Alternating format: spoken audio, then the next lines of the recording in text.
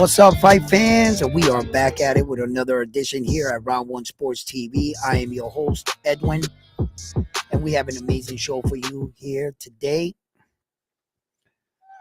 Where the all fights start. Round one.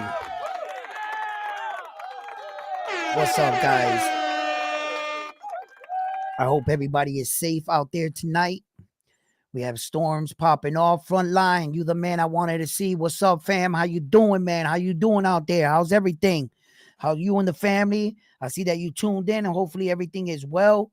I had you on my thoughts as well. A lot of family members and everyone out in Florida. I saw that some reports on what was going on. I didn't keep too much intact because, a part of me wants to help so many people at the same time. And I'll start getting like that in my head and shit. I'll be outside wanting to fight a hurricane for you guys, you know? you know? But I hope everyone's safe. And let's talk boxing. What's up, Jonathan? How you doing? Where's my Pokemon cards? I ain't got no Pokemon cards. I ain't got no Pokemon cards. I wish I did though. Them shits is expensive as hell. Right? Right? But man, I got like a mess here with all these cards. I had to step away from them because like it's just a lot. It's a lot, organizing teams. You just want to give up. And then you start on football, then you see the baseball pile and the basketball pile, and you realize you're not even a third done. Like shit gets crazy. But I'll share a few cards with you guys if you guys like. Hold on, let me get some cards. Show you a little bit about my collection and shit.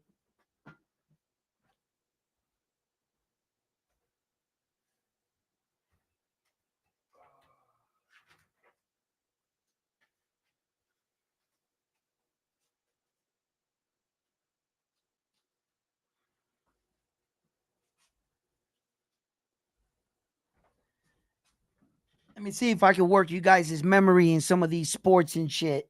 Right? We go. Um uh uh two of my favorite players back in the day for baseball, right, was Jose Canseco and Daryl Strawberry. Jose Canseco and Daryl Strawberry, they were two of baseball players that I have a lot of memories with.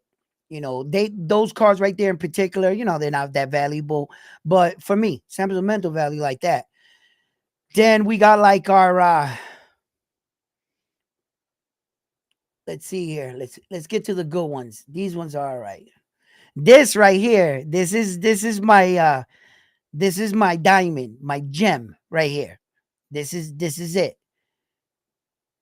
That's him. That's him.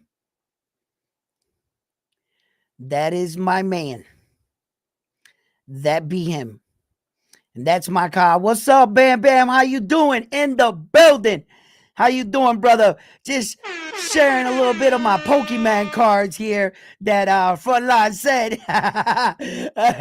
Right? We got a lot of nice ones, man. Let's see here. A lot of these ones off the top I was just taking for my brother and stuff. I was showing them today. Uh this one you gotta have AI. You gotta have I'm a Allen Iverson in your collection. You gotta have an AI card. You got to. Kobe's are a must. Always have to have I gotta put this one in one of those things right now. This is what I was doing today. I was separating all my other cards, and this is a card I came across. I want to put it in one of these sleeves, so I don't want to make sure that I don't bend the corners. Then I got a remake of the Babe Ruth, number one Yankee for life, right? Well, that's debatable because I also have Yogi Berra, and I believe he was probably the number one Yankee. You know what I mean? So that's debatable, right? And then football honorable mentions, Brett Favre. You can't have a collection without Joe Montana. You gotta have a Joe Montana, right? And then we all remember when Mark McGuire and the boys was going on a home run derby with Sammy Sosa, right? And then I got Adrian Hernandez. You know, shit happens, bro. He was a Latin brother, man. Shit went left. You gotta have Bird. Gotta have Bird. Larry Bird. Gotta have Larry Bird in there, right? Gotta have Larry Bird.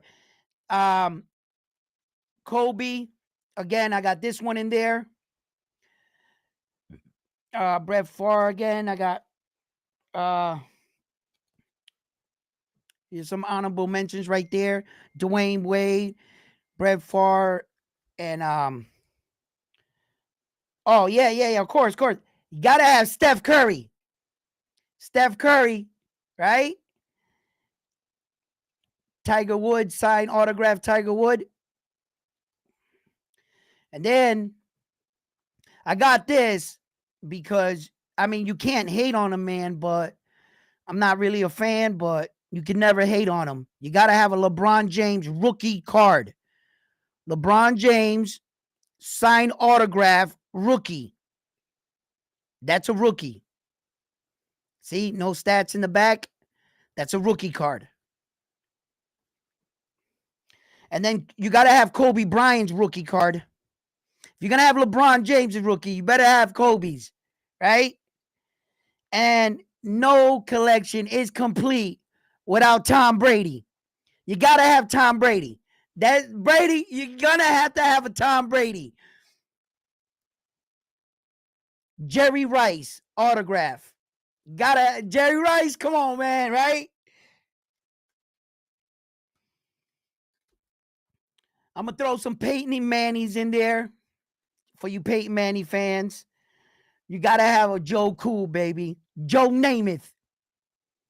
Got to have him, right? Barry Sanders is a must. Another Tom Brady. Legend of Tom Brady, of course. Then another Tom Brady with Randy Moss. You got to have Brady. You got to have Brady.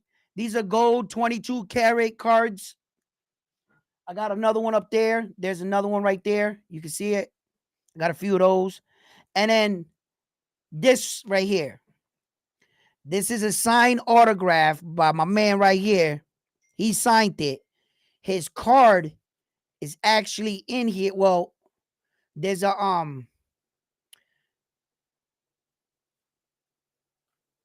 well, oh yeah, I took it out. I got the card in the box. I put this up for the sleeve. Yeah. Okay. And that was signed autograph by him. So it's just a couple of things. You know what I mean? Front line. There's my Pokemon collection. That's just a few cards, man. I got hundreds and hundreds of cards that I gotta go through. I got hundreds of packs of cards I haven't opened. I got packs from 80, 92, 91, 87, 2001, 2003, 2004. I got packs from you name it. Like there's just a lot of packs in that box I haven't even opened. So I didn't want to open them because at one point something told me I was going to sell them, and then I never end up selling anything I get because I'm mostly a collector. Like what I do is before I've been doing this round one sports talking shit, I got like a little collecting, so you know, a little money that I mess with just on my hobby. That's on the side. It has nothing to do with round one sports talk. Whenever something comes up that I want to collect, I got the money to get it. Or if I don't got the money to get it, I probably got something you want. And that's how a collector's life. That's what we do. We go around and we just trade shit.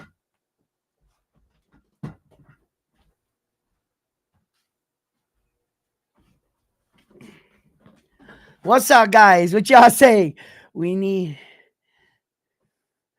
I probably got one. I probably got one in the box, man. I got stacks of baseball cards I ain't even went through yet. I probably got one. I probably got some more better cards.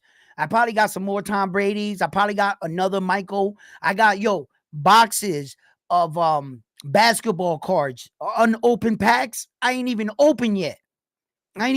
So they could be some shit in them packs. I got them packs and but you know, I look at this shit. Check this out.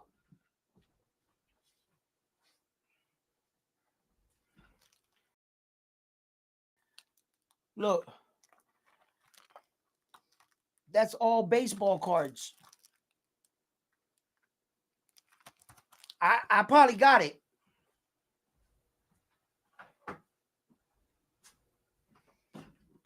I haven't gone through them cards. I opened 37 packs today. I opened 37 packs today. I just opened the packs and started making piles. At first, I was going through them, like that. Then I was just making piles with the cards and shit. And those are some of the piles. I got another pile there, and I got one over here, another pile that I gotta go through. So more than likely, I'm gonna bag some cards. So bad, my Red Sox collection. I don't got a fucking Red Sox collection. yo, yo, yo. But amazingly, I got a dope collection of fucking Celtic cards that somehow I accumulated throughout the years that I didn't even know. I was going through it today and I'm like, yo, I got some dope ass Celtic cards. I got Game War jersey cards where like they cut the jersey out and they make the card out of it. I got Game War jersey cards. I got autograph cards. I got some I got a few cards. The game jersey ones all in that pile. I don't want to get up and go get them, but I do. I want to show you guys everything. I just got so much shit, bro, for real.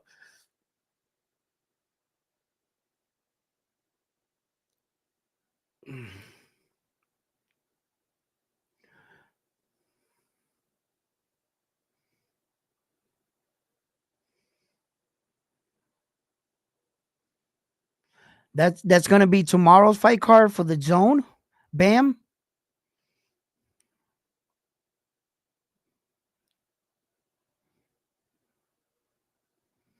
They're gonna be releasing a documentary about Naoya Inoue tomorrow. ESPN. Word. I gotta check that out. I'm gonna have to check that out right there. Naoya Inoue is definitely coming into a situation where that he's running out of opponents at 122 pounds, and so isn't Tank Davis. And these are two of the top fighters right now in the world that seem to be at the top of everybody's topic. The reason why I want to bring both men up today is really just to share with you guys the ins and outs of boxing and some of the misconceptions that we as fans sometimes really won't, you know, think it through. More than likely, we're fed up. And I see where the fans are fed up with Tank Davis because I think that he had too many lackluster fights in the beginning and the middle point of his career where that we felt that he should have fought top competition somewhere during that line when they had like the four horsemen. There was the Ryan Garcias, Teofimo Lopez, Lomachenkos. They were all in like one division and we didn't get any of these big fights that we were promised or we look forward to, and they really didn't materialize between any of them with Tank Davis. And now that Tank Davis is in a pretty peculiar situation right now, people are tired of the crying wolf, so to speak. And they don't want these. And I believe that the fans have supported Tank Davis fight after fight after fight, going to his fights, buying tickets, getting hotels. And now they're at the point where that, you know, in all their conversations that when they speak of their favorite fighter, Tank Davis, the guy that, they're talking against says, who's he fought? Who the hell did Tank Davis fight yet? Who has he fought? And then they start throwing that at you. And then what I know, Tank Davis is a really good fighter and a really, skilled boxer, but you can't avoid that conversation. So now that Tank Davis is fighting Lamont Roach, which was basically his 4/5 option, right? The fans don't seem to be, too much behind him. It's kind of like half of them don't want it and half do want the fight. Well, I'm here to tell you that Tank Davis had no other option. At this point, Tank got himself away from all the powers that were kind of holding him back or picking his fights. Now he's Tank Davis, promotion, this and that, working with Leonard Ellaby, Al Heyman, the PBC, and he's basically searching for these fights. But what happened? The cat is out of the bag. The world knows Tank Davis is the best 135 pounder we have today. He is the cash cow. He's the mega superstar. He's the undefeated fighter. You see? So, like, the other one is like Shakur Stevenson. Shakur Stevenson hasn't shown much interest of late, but he did break his hand. So should they schedule that fight between Tank Davis and Shakur Stevenson? Guess what? We wouldn't be getting it. You see? And that's where a lot of controversy goes to him. Naoya Inoue seems to be going through a similar situation, and it just started just on one fight with TJ Doheny. That's when they started flying around with new rumors that all of a sudden Naoya Inoue is picking cherry picks. Cherry picks? Naoya Inoue specified in his contract no tune-up fights, no easy fights. I do not want a tune-up fight, an easy fight, none of that. When you see this shit happen right before your eyes, it's because nobody wants to step up. Nobody wants to fight him. If you see TJ Doheny in the ring with a man like Naoya Inoue that has already proven to the world, not once, not twice, 3 times, he has jumped up multiple weight divisions and did not fight a lesser foe. What did he do? He fought the champion right away. Right away. Champion after that, champion after that, champion. He only fights world champions. And if there's not a world champion in the ring with Naoya Inoue, what is that saying? Saying one thing, he's already got all 4 belts. He's already the champion. There's only one king. Point number 1. Point number 2, no one else wants to fight him. Point number 3, he's already wiped out the division. Who's left? What do you want him to circle back? There's no one there. Come on, Marlon Tapale's got all of 12 fucking fights, bro. You really want to put a guy with 12 fights and his record? Now, Marlon Tapales is a great fighter. He's good. I'm not taking anything away from him. But let's just be honest. He had a belt and he lost it pretty fast. What evidence did that give you with the amount of fights that he has? All of a sudden, it's going to say, you know what? He should have fought MJ. Shit. MJ just ducked him. Straight up. And just like Tank Davis, you got Edwin De Los Santos yelling in the background, talking about, you should have fought me. He wasn't saying nothing when Tank Davis was available. Edwin De Los Santos started opening up his mouth as soon as he announced he was fighting Lamont Roach. What, we can't tell clout chasing when we see it at its finest? What, we can't recognize this no more? What do? We watch boxing and we just watch it unfold and we don't learn from any past situations? That's what we do. We just keep watching the fights. Whenever I see that Edwin De Los Santos talk about, bro, aren't you coming off a loss? Don't you have a shoulder injury? You don't want to fight Tank Davis, Edwin De Los Santos, so don't even open your mouth like you wanted that smoke. And then, if he would have fought Edwin De Los Santos, what would have they said? He's fighting a guy Shakur Stevenson beat? Is that what they're going to say? And Shakur beat him with one hand. So that's the guy you guys want Tank to fight. For Naoya Inoue. Who else do you want him to fight? Sam Goodman? Sam Goodman is, bro, this dude is proving he doesn't want to get in the ring, and they're forcing him now for a paycheck. Where are these fighters going to come from when the fighters themselves have either moved up through the divisions, left the divisions, and Tank Davis situation, and in Naoya Inoue, he's cleared out the division.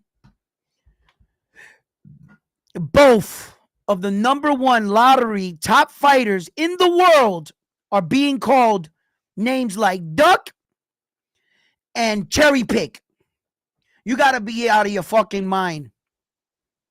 If the best fighters in the world are being called Ducks and Cherry Pick, where the fuck do you want to get these other guys fighters from? If they're the best, there's no one else higher than these guys.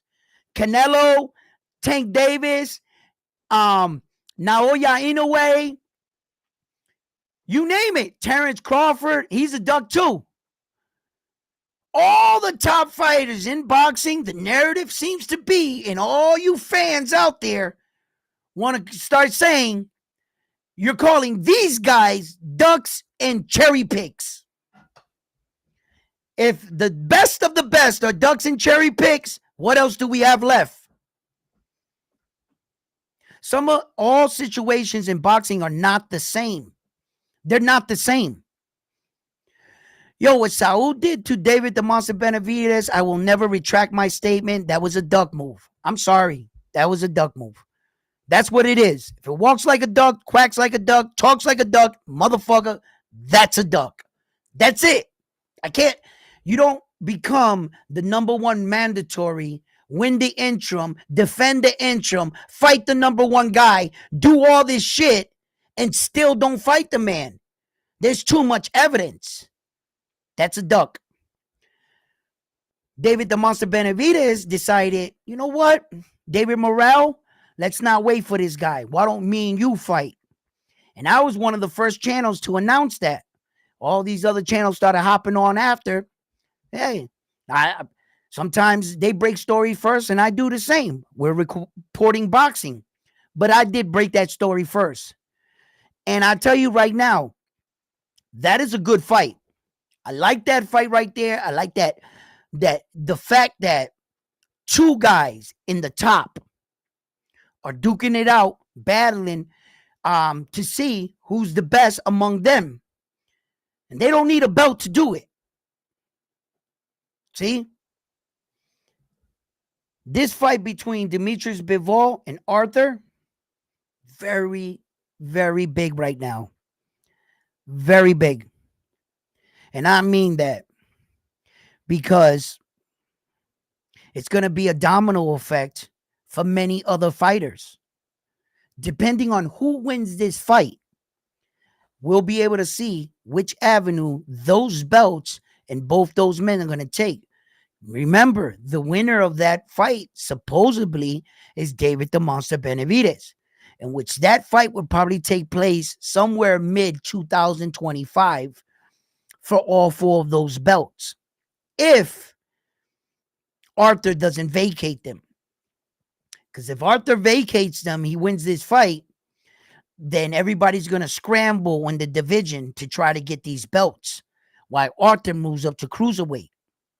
Demetrius Bivol wins the fight. I think he's going to welcome the fight with David the Monster Benavidez. Or is there a rematch in place here between Arthur and Demetrius Bivol? Is there a rematch? We don't know. We don't know. Just like Isa Pitbull Cruz and Jose Valenzuela. Jose Valenzuela was rumored to want to fight Tank Davis. I tried to tell all of you guys that was cap. I tried. But, you know, if you don't share these videos and like these videos, my message can't get out. And I try to tell everybody, hold up, doesn't Jose Valenzuela have a rematch clause in place against Isa Pitbull Cruz? Yes. Isa Pitbull Cruz turns that on, activates it. He can't do anything but fight Isa Pitbull Cruz. But that would be up to Isa Pitbull Cruz, just like it was going to be up to Errol Spence Jr. to rematch Terrence Crawford. As you can see, he definitely didn't want that smoke.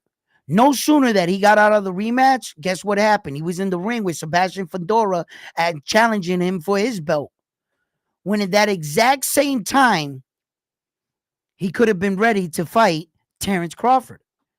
But as you can see, Errol Spence Jr. has a lot of issues he has to take care of. And that Sebastian Fedora fight between Errol Spence Jr. does not seem to be like every day it flip flops. It says no, they say yes, they say no, they say they gave him enough time. They said they gave Errol Spence Jr. A time frame and he didn't reach it. But I noticed after they gave him the first time frame and he didn't reach it to make a decision, they were still in negotiation with him. This is the second time frame they gave him. So I'm not sure what Errol Spence Jr. His plans are. I've heard many things online. I'm not going to report any of them. Why? I won't report them. Because Errol Spence Jr., I don't think it's in the right place to make any kind of decisions right now. And based off what I'm seeing with my own two eyes, I'm going to give him a little time. I see that Jamal Charlo came back and he wants to get on that card. And I was watching some training footage of him. Boy, he looked like shit. He looks like shit. He looks fat. He doesn't look in shape at all. He didn't even look good hitting the bag. He didn't look good warming up. He didn't look good and there was nothing that the Charlo twin did that I saw that I was like, he's back. All I saw was a man that needs a paycheck. That's what I saw. I've seen that before. I'm not sure if he's going to go in there and even look like a fraction of himself. I have nothing to say about his return. I got no prediction on. He's been gone too long. I got nothing on him. No more. That's like an old friend. You grew up with him, 4 or 5 years, y'all hang around together. One day your parents say, oh, we're up and moving. We're going to another city. You and your friends say your goodbyes and you don't see them anymore. 10 years later, you guys are men. You run into them. You know them, but you don't know them. You know what I'm saying? I know you, but I don't know you. Like, I got to check in with you. Like, I know you. We was childhood friends. My perception of you is from the last time I saw you. That's the kid or the man I think you are, right? But we've been apart for over 10 years. 10 years is a statue. That's it. That's the line. A lot can happen in 10 years. You could be a totally different person. You could have different views, different opinions. Shit, I might run into you. You might have a different religion. You might be all, wrapped in garments or something. I have no idea. But my advice, if you ever know a friend from way back, you got to test them. You know what I'm saying? Do your test. Only you're going to know. But, you know what I mean? So I think that a lot of these situations in boxing are unique in their own ways. I can see where the fans get frustrated fast and are tired of not getting the fights they really want. I can see the frustration in the fans with Tank. A lot of people want to see Naoya Inoue in the States, in United States. It's not a rule in boxing, but it is, and it has been talked about that you're not the best until you cross the pond. And the reason for that was because America was the best fighters in the world for a very, very, very long time. And if we were to go back and look at the numbers, right, it's not even close. It's not even a fair fight. America has way more champions than any state, continent, region in the world. Um, they're not even close to competing with us. No content. I mean, we got like 300 belts to the nearest runner up, the next person. We're like 300 world champions before the next person, even country, even steps to us. So what happened was, for a very long time, boxing world got like this stigma where they were like these British champions, Filipino champions, Japan, China, Russian, you name it. And they're real good against the competition over there. But the boxing training and the way boxing was evolving, they were behind the curve. So when they would come out to America, they would get swept quick, quick. Like the Ricky Haddons came out here and fought one of our legends, Floyd Money Mayweather, while he was old.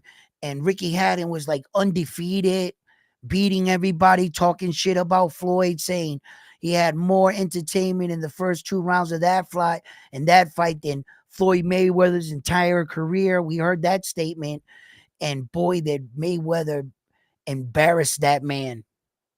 He completely, like, so that was the stigma, that you had to cross the pond in order to be considered great.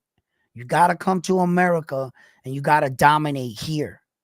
If you can dominate in America, that proves that since the Americans are the best fighters in the world, then that would mean that you would get the nod. I'm here to tell the Americans and myself that times are changing. Times are changing. These countries are getting world-class training, and these men and women are coming to compete. There was a big wave coming out from the UK, but they said it was a typhoon and it turned into a fucking gust of wind. They didn't really do too much. Japan came out like a typhoon, and it's staying strong right now. They have many world champions right now. Um, and we have to start getting out there and start competing for some of these belts and bringing some of these belts back home. Some of the men and women that I believe are going to become world champion that recently lost their titles, like Subriya Matias. Subriya Matias, I think that, one or two fights, I was surprised on the ranking that they gave my little Puerto Rican brother, from the champion to number 6. That bothered me, because like Tyson Fury lost in the heavyweight division and he went from champion to the number 1 contender. He dropped to the number 1 contender. And Subriel loses and they drop him down to 6. I was for certain he would have been in the top 3. I know that fighters like Richard Hitchison, he hadn't fought yet, but he was the mandatory. He didn't want to fight Subriel. He publicly said he wasn't ready for him. I was just shocked by that ranking. But just like the ranking system, it could fluctuate. 2 guys could fight themselves. 1 guy loses, Subriel wins. Before you know it, you blink your eye, he's back at the number 1 spot.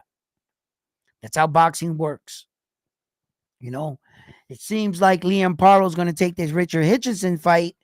And some people are saying that they believe that Richard Hitchison can pull the upset and beat Liam Paro.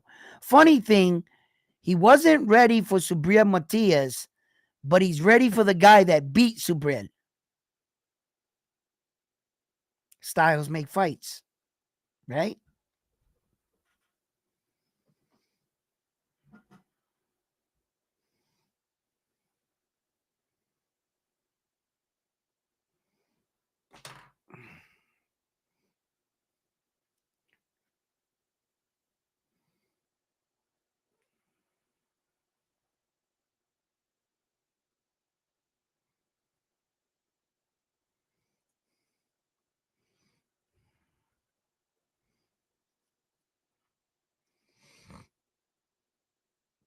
Who are you asking that?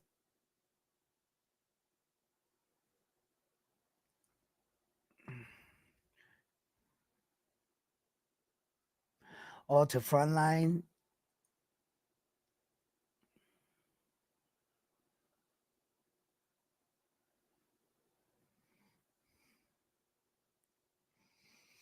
Yo, I'll tell you guys what, right? What's this pulling up? There is nobody Tank can fight, man. There is just nobody. I don't know how they're calling him a duck or cherry picking, right? If you just stop for 1 second and you just look at the landscape of the 135, right? Loma was the first, didn't want to fight him. Cepeda's the number one for everybody. He's not gonna fight him. Shakur Stevenson broke his hand. Buracek didn't want to fight him. Moratila, right? Not happening. Davis, too young. Martin, he already beat. Cruz with a 4-0 record, not happening. Like, where Schofield, like Floyd Schofield? Nope. Raymond? Nope. Who? Edwin De Los Santos is ranked like number 13 for the fucking IBF. And he's coming off of a loss. His highest ranking, Edwin De Los Santos, which is the WBA. Go figure. They got him number 3, right? And he's ranked by the WBO number 6. So I don't see how the guys would say, oh, fight someone in your own weight division, Tank Davis. Fight Edwin De Los Santos. As soon as they would announce Edwin De Los Santos' name, I guarantee they would have said something about that fight. As soon as they would have said it, he's coming off of a loss, bro. How the fuck are you going to want to be satisfied with Tank fighting Edwin De Los Santos? Who the hell? I would have been better him fighting Lamont Roach. They got experience in the amateurs. Lamar's athletic as fuck, boy. He's strong. Lamont Roach is strong. He's strong, man. I think he's going to give Tank Davis a better fight than Edwin De Los Santos. Edwin De Los Santos already proved it. You hit him hard or whatever, he's going to be gun shy just like Shakur was. I don't want to see that fight. Edwin can crack, though. Edwin can crack. Edwin's got power, right? It's just, that's not the answer. Lamont Roach at least is a world champion at 130. At least he has a belt.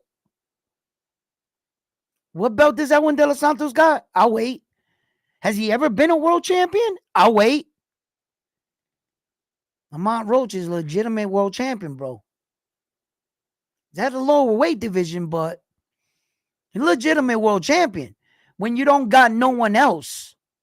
You don't got no one else to step up. Who? What are you going to fight, George Camboza? Who? Sam? Who? Who at 135? Where's his name? Call the owl up. Tell him who sent you. Right? Mark? He ain't fighting none of them dudes. Come on, man. He ain't fighting none of them dudes. And then, okay. Check it out. Look at the storyline, too. You got to remember this. Once upon a time, Tank Davis fought Hector Luis Garcia, right? Tank Davis beat Hector Luis Garcia. Where do you think Lamont Roach got his belt from? He beat Hector for that belt. And Edwin coming off a loss, it just makes better sense when all the top guys at 135 is basically ducking Tank Davis. Basically. I know that Loma can do whatever he wants. He has no obligation. A champion doesn't have an obligation to another champion. What makes me fight you is an offer. An offer I can't refuse. That's what makes a champion fights another champion. Because the WBC has no ties to the WBA. Zero. You don't got to fight him at all. Unifying might be your dream. It might not be his. He might be satisfied with just having one belt. No one ever said, I got to be a champion and I got to collect all 4 belts. That's not a rule. Maybe my skills took me as far as I can go. I'm cool with being a one-time champion. Why do I got to fight Tank Davis? He's a fucking killer. Fuck that. I'd rather go this way. That's all a champion's got to say. He has no, you could say, oh, you a bitch, you that, you this. Technically, no, he's not. He's not forced to fight Tank at all. Tank, you got that belt, that's your business. That you're in your weight division with your weight, and I'm in your weight division with you, but I fight for a different organization. Tank, you fight for the WBA. I might fight for the WBO, the WBC, or the IBF, and I'm not interested in your WBA world title. Matter of fact, I don't even want it. Oh, why'd you get in boxing? Because I got the WBA world title to become champion, and I completed my dream. Now go that way, Tank Davis, because I'm not fighting you. That's all they got to do. That's what Loma did. That's what Barrerchek did.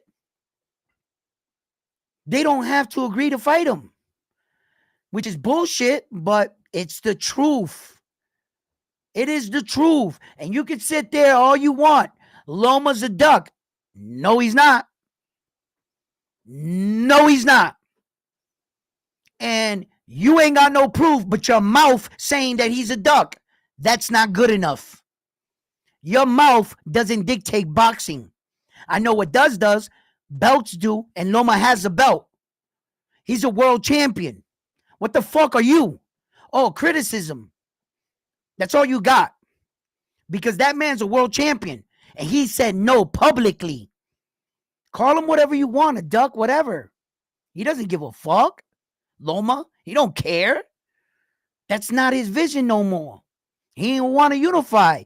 Once upon a time, that's all he talked about. Then all of a sudden, Tank pulls up. I got a belt. You know what? I don't want to unify. Now I want to go that way. Wow, how fast did Lomachenko just change his mind when a real one stepped up like Tank? We could call it like it is. Yo, that homeboy's, you shook, right? But I could call you any name I want. The one name that does not fit is Duck. Honestly, he's a world champion. Only way a world champion can be considered a duck is when he's not fighting his mandatories. As far as other champions, yeah, you could say I'm scared of you. I can still go that way. I don't duck you because we don't have no obligation. I owe you nothing. You owe me nothing.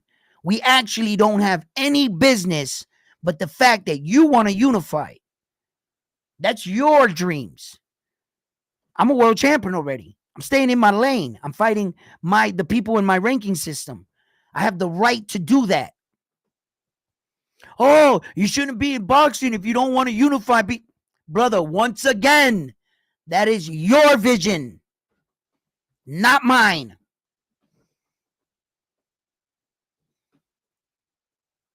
But all these people that come on these shows that think they know about boxing and talking boxing, then he's a duck because he doesn't fight. Those kind of guys don't know nothing about boxing, and they don't know what they're talking about but feelings. Feelings, and just because they feel like since they said it and they've been thinking in their head all day about the situation and they convinced themselves that it makes sense, they decided to come on and say it. But is it real? Is it reality? No. Just because you call that man a duck and just because you say this, does that make it just 1% true? No. Not at all. And we in the boxing world know that. We know no champion is obligated to another champion. Only thing that makes me fight you is an offer I can't refuse, or the desire to unify. Say we're both two champions and we both want to unify. Well, then we both want the same thing. There shouldn't be a problem getting that fight together. And in those situations, there's not a problem. The two warriors are willing to go out there and slug it out because they both want to dare to be great. They both want multiple world championships. They're both not satisfied with just one belt. Those are different kind of men. But when you got Rolly winning the WBA world title at 140 pounds, Rolly Ramirez was not going to unify all four belts. He had gotten as far as his fucking talent was going to take him. And would I be mad at him because he didn't unify? Would I call him a duck? No.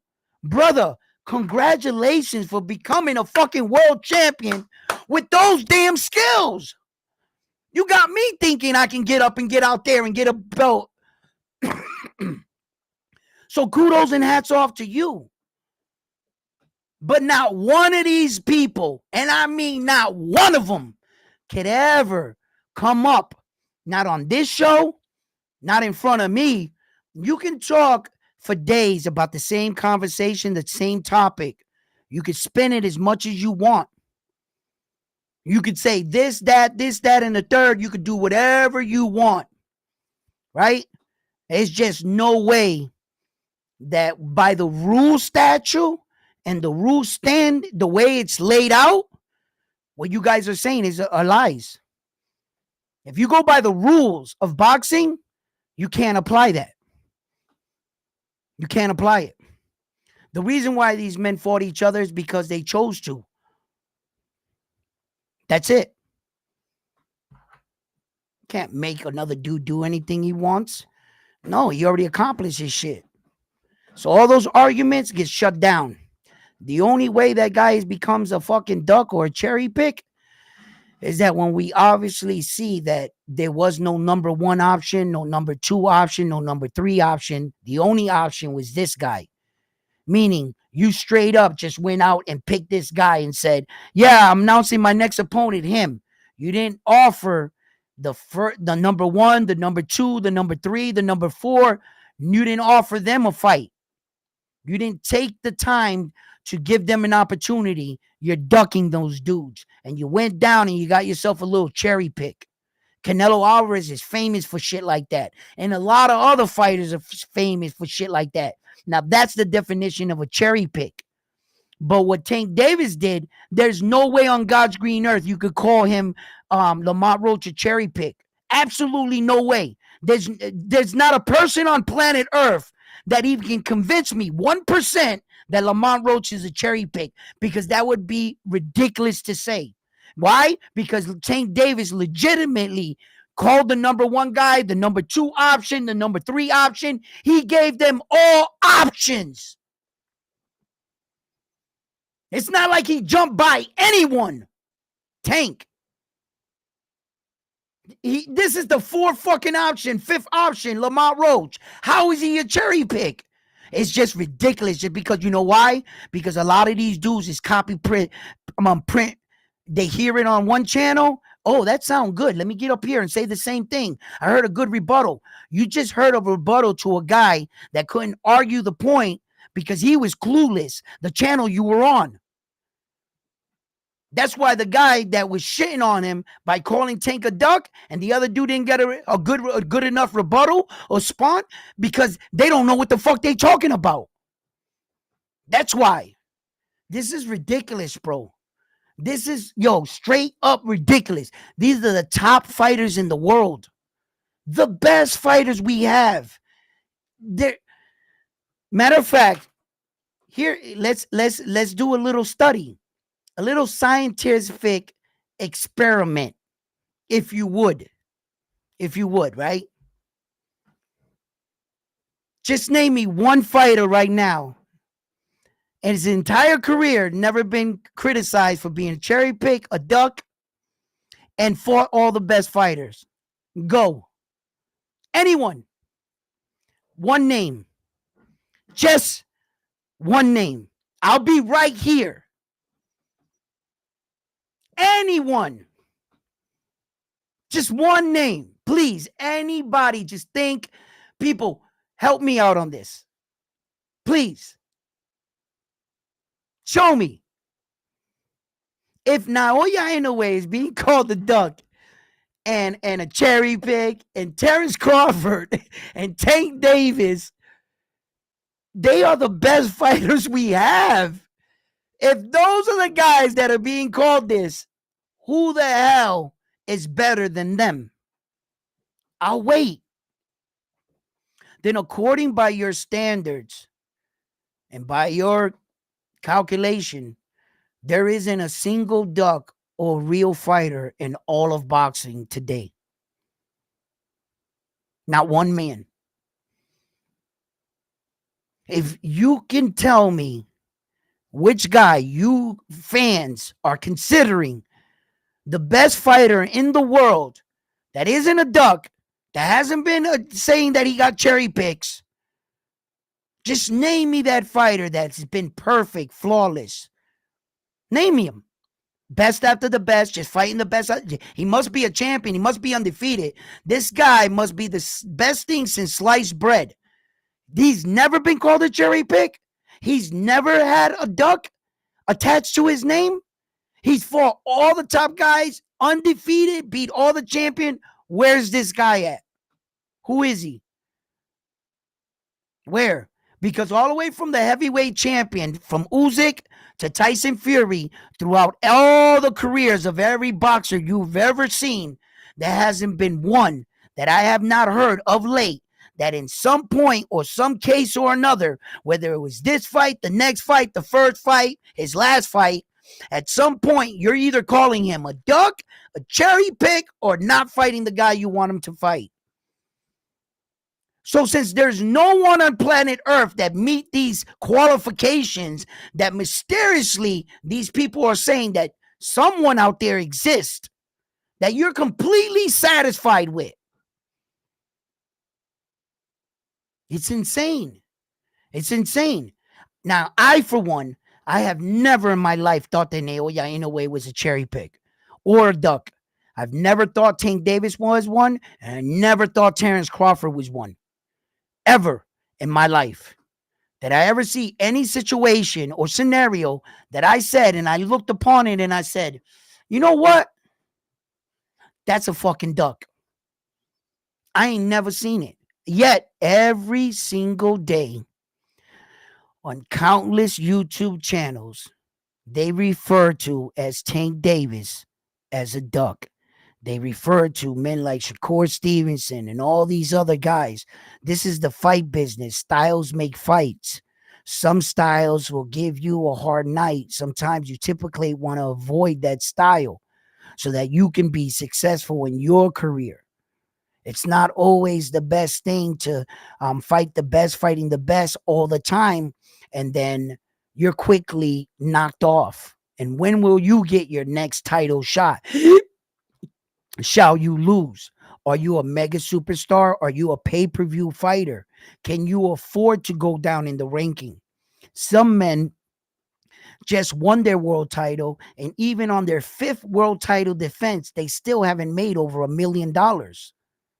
They've defended their title 5 times, and they still have not seen $1 million. Okay? So there's fighters in this world that don't fight for all this money.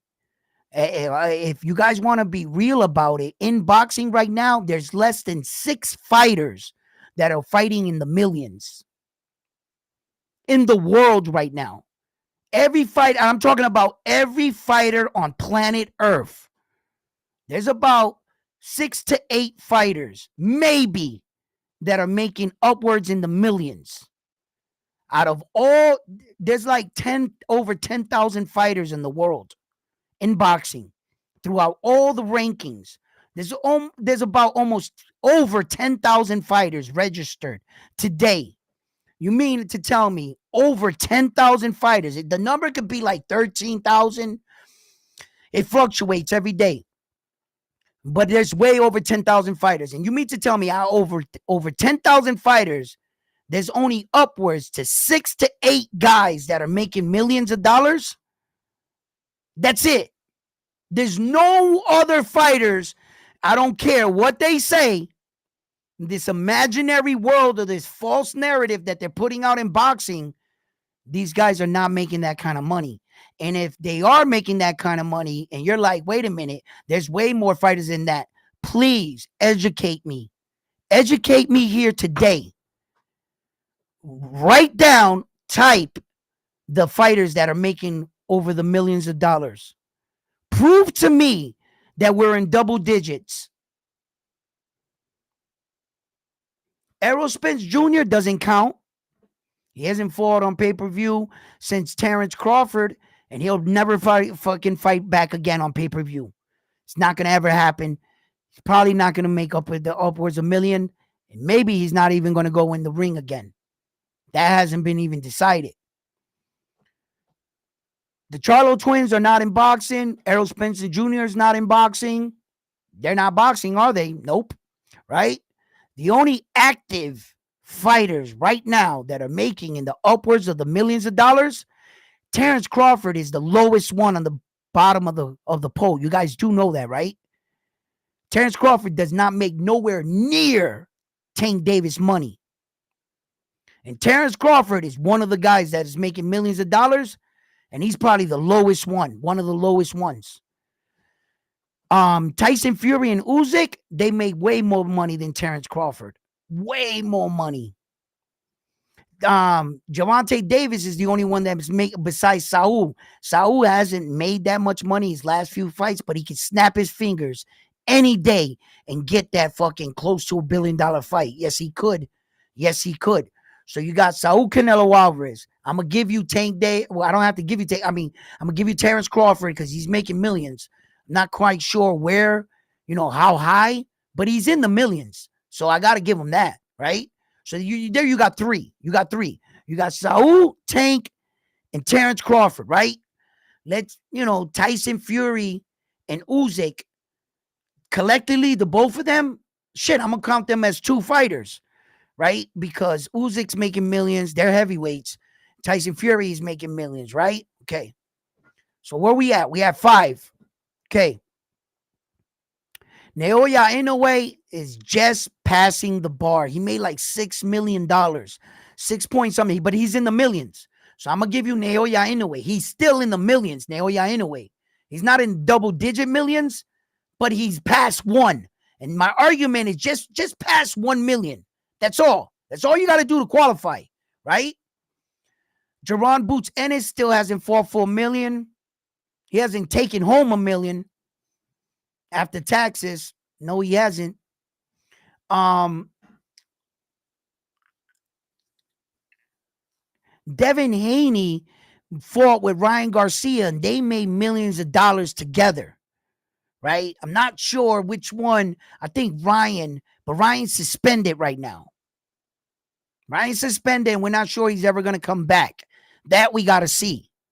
So I can't give you Ryan. I can give you Devin Haney. Devin Haney is only going to fight for 1 point something million dollars. He just passed the bar. He just slid back into the room. He's not going to fight on pay-per-view, but he'll get over $1 million for his fight. Yeah, he will, Devin Haney, right? So I'm going to give you Devin Haney. So we're like 6, 7, right around there, right? Then, who else we got?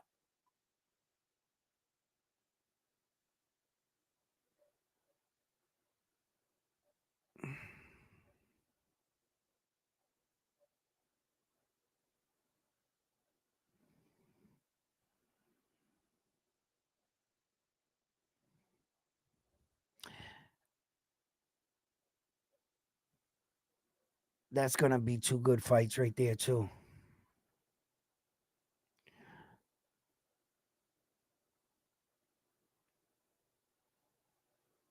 Flores.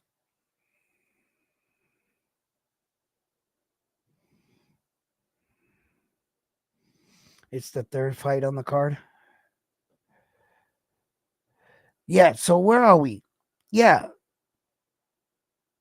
We're like at 6, 7. There's Shakur Stevenson. Shakur Stevenson was supposed to start getting like a bigger contract. He was going to get one with Top Rank. He's going to sign this one over. I think Shakur's last fight, he made 1 point something.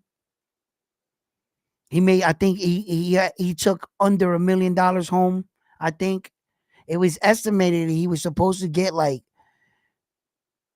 over 2, but I don't think he ever saw that. I think he just got over the bar with one. Shakur Stevenson. Lomachenko can fight for a couple million. Yeah, that's right. Lomachenko might get. Lomachenko will get 3 million. He'll get 2. I think. I mean, he should. But Lomachenko,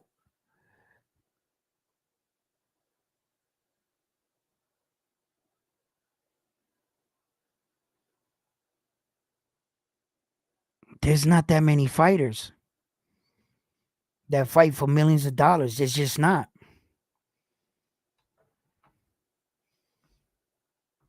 There's a few of them. There's a few of them. I can't think of a lot of fighters off the top of my head, right? Because there's just not a lot of fighters that make this kind of money, bro. So this fucking stigma about like all these fighters, like this guy being a duck trade, yo, bro, come on, man. We're getting to a point where we're getting ridiculous as fans sometimes. And we're like saying, like, at least not my fans on my channel. The fans I'm talking about are the fans on the other channels, right? Not my fans. My fans on my channel, they know what time it is, right? So if you're watching this show and I'm saying fans, it's not you guys. I'm talking about most of these people on the mother channels. Let me like clarify that too, right? Because a lot of these guys, they don't understand the ins and outs of boxing. There's a lot of bullshit that go on with it. And sometimes it's hard to determine the bullshit from the truth. But when you could see shit like Tank Davis, I mean, he couldn't have painted a better picture for us as boxing fans. I thought that was so clear. Loma said no. Shakur broke his hand. Berdachek said no. Cepeda said he wanted to have a baby. I mean, it was clear as day. These guys were actually saying it. We didn't have to guess that he picked this guy or cherry picked. His Tank Davis situation was so clear, I thought nobody would question it.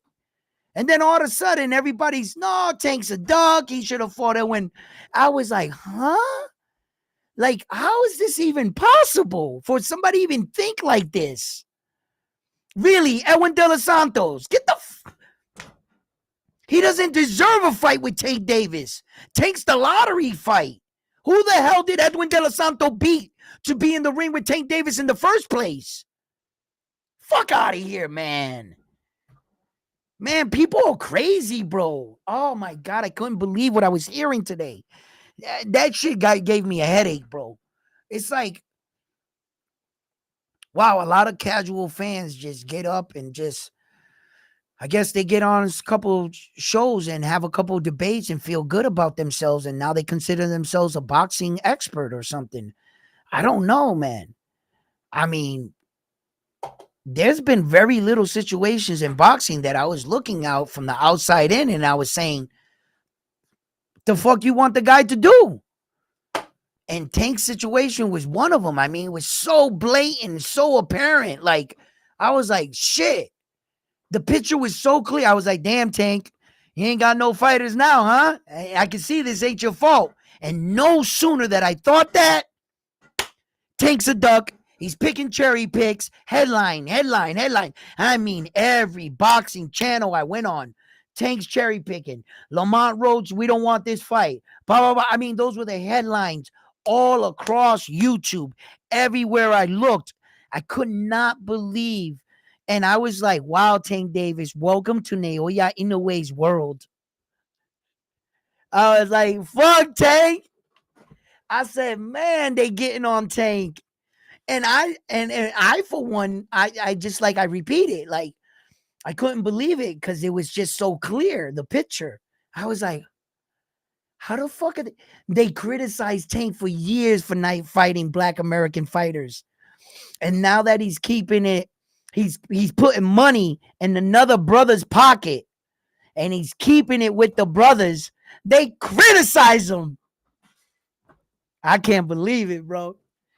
I can't. Yo, Tank, why you never support the brothers? You're always fighting Mexicans. You're always fighting this. Give some of the brothers, recognition. 2 brothers back to back he fights. They hated on him. Frank the Ghost Martin, and now him, and they fucking shitted on him. I can't believe it, man. I'm just like, damn, Tank. Yo, my bag, bro. Yo, these boxing fans are hard on you, Tank. I was like, wow, bro.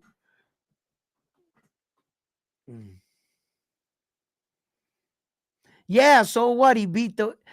Listen, De Los Santos still has not earned himself a fight with Tank.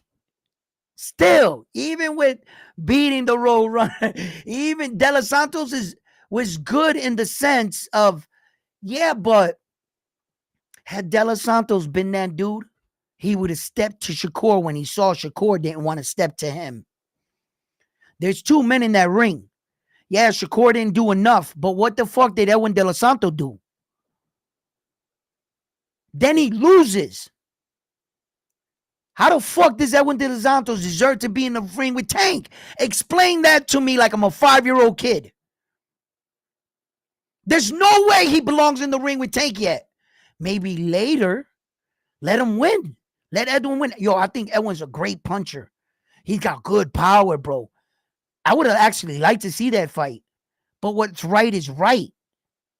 What's right is right. Edwin did not deserve that fight to get in the ring with Tank. Now, the only reason why I'll agree with Lamont Roach, he has a world championship at a lower weight division. He's legitimately a world champion. He might not be in my weight division, but he got a belt. So he's world championship material. World championship material. Okay, I'll take that rather than no champion coming off of a loss. How would you feed that to the fans? Edwin De Los Santos, bro, you're coming off a loss. There's no way I want that fight. Not like that. Not like that. Edwin starts winning, starts knocking people out. Then I'll be like, yeah, let's get that fight. But not like this. Yo, I would have had something to say if it was Edwin De Los Santos in the ring rather than Lamont Roach. Because then I would have been like, how the fuck did the number 13 rank fighter fucking shoot up to fight Tank? He's got a high ranking though. Like I said, I think, that's Tank's belt. Ooh, I think he's number 3 in the WBA. Wait a minute. Edwin De Los Santos is number 3 in the WBA. Above him is Floyd Schofield and William Cepeda. Why didn't Floyd Schofield fight him? Tank Davis. The answer is obvious. Just like all the top guys did. They ran. They ran from Tank. That is the fucking truth. I can't make this shit up. I can only give you facts. And the fact is, tell me if I'm lying. Did Loma say his heart wasn't into it? Did he tweet that himself off his own account? Fact number 1, he didn't want to fight Tank. Did Shakur Stevenson legitimately break his hand? If they would have scheduled that fight, would we be getting it? Cepeda. Did Cepeda sign up to fight Tank? He's the number 1 contender, but no one seems to be talking about Cepeda. He's the number 1 contender for all 4 major sanctioning bodies. What did he say? I'm having a baby. Is he already fighting on another card? Yes. Anybody else but Tank Davis. Right? This was all fucking laid out for you. Belichick, did he want to fight Tank? Nope. Keyshawn Davis, too early. Frank the Ghost Martin already beat him. Andy Cruz, 4-0 record. Schofield said no. The only person that seems to be clout chasing online is Edwin De Los Santos, that mysteriously, and I mean mysteriously, after the announcement of Lamont Roach being Tank Davis's opponent, all of a sudden Edwin De Los Santos said, hey, I'm right here. I'm right here. I want to fight Tank Davis. I feel like I want to fight. Yo, the entire time you guys saw me struggling, trying to find an opponent, Edwin De Los Santos. Why didn't you say anything then? Why did you have to wait until we signed the contract, entered training camp for this fight, and then Edwin De Los Santos mysteriously got a mouthpiece? You don't find that ironic? That when he said something, and you can, and the shit is, yo, this Tank shit is so clear, right? Go back to Edwin De Los Santos' post on X. Go back to any of his posts. Look at the time, the date that it was posted. It's going to prove to you he said that after Lamont said yes. Not before. Look at the timestamps on any of Edwin De Los Santos' tweets. You notice it wasn't when Tank Davis was free. It was after he signed the thing with Lamont. Come on, bro. That's just like Tio calling out Terrence Crawford. That's just like, I see this every day in boxing. This is not new. This is common. Whenever a guy has got a fight or you want to keep your name in the mix, attach it to one of the superstars. That's been a gimmick in boxing since probably boxing's been around. All fighters do it. Not all of them. Naoya Inoue doesn't do it. But a lot of our guys do it. Ryan Garcia's been known to do it. Rolly's been known to do it. Teofimo Lopez has been known to do it. You name it. Shakur's done it. How many times? Loma's done it. Yo, how many times have we seen this in boxing, bro? The fighters have no intention on fighting that fighter. Just get my name next to his. He's hot right now. He's what's going on. He just gotta let me put my name next to his name. That's all that is. The boxers do this every fucking day in boxing, bro.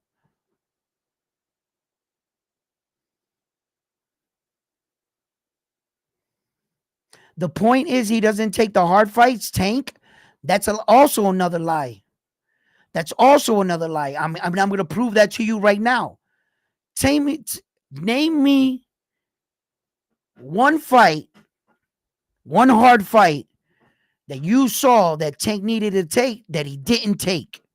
Let's start right there, because I know what you're going to say, but I'm going to walk you into a trap, right? Because this is typically what a lot of fight fans say. So I'm pretty much walking you into a trap, but I'm going to set you up for it first.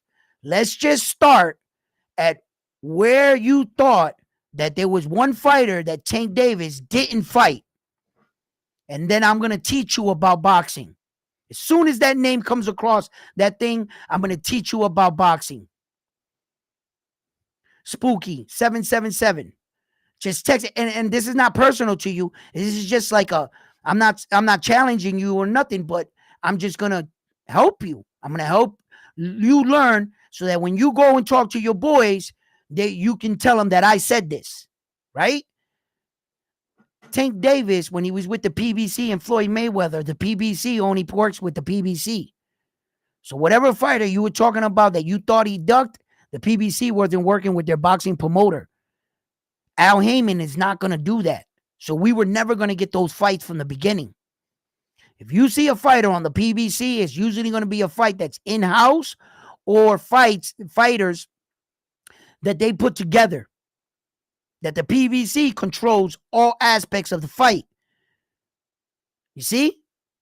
So, just like when the Saudis wanted to buy out the Terrence Crawford and the PBC fight, Al Heyman wasn't letting that fight go.